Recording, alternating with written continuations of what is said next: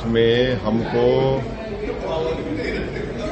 655 page की draft final report दी गई है और ये ह्यूमनली इम्पॉसिबल है कि कोई इंसान 655 पेजेस रिपोर्ट पढ़ के 10 घंटे के अंदर या 8 घंटे रिपोर्ट दें, पर फिर भी हमने कोशिश की।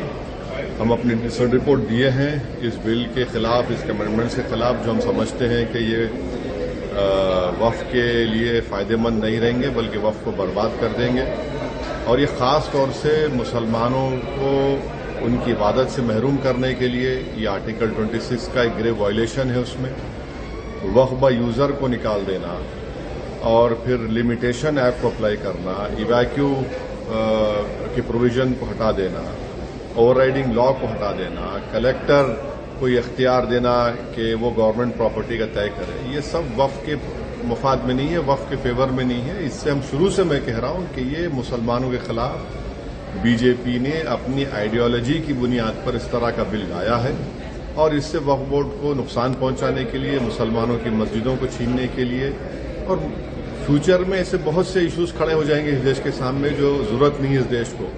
मगर हमने पूरी कोशिश की इस कमेटी में रहकर अपने दलील से कानून का इस्तेमाल करके, अब पार्लियामेंट में जब ये बिल लाया जाएगा हम वहां पर भी इसकी मुखालिफत करेंगे और जरूरत पड़ी अगर हमारे बड़े बोलेंगे तो हम आवाम में भी जाकर इसका एहतजाज करेंगे। सर, मतलब अगला स्टेप पार्लियामेंट में बिल आने के बाद क्या होगा सर?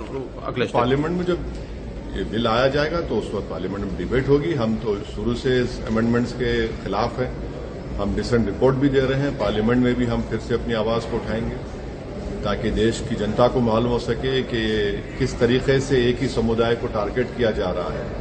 अगर Hindu endowment boards, Sikh gurdwara boards, Christians के वेरियस डिनोमिनेशन के बोर्ड्स में उन्हीं के मजहब के लोग मेंबर रह सकते हैं, तो कैसे आप एक मुस्लिम वक्फ बोर्ड में नॉन मुस्लिम मेंबर बनाएंगे?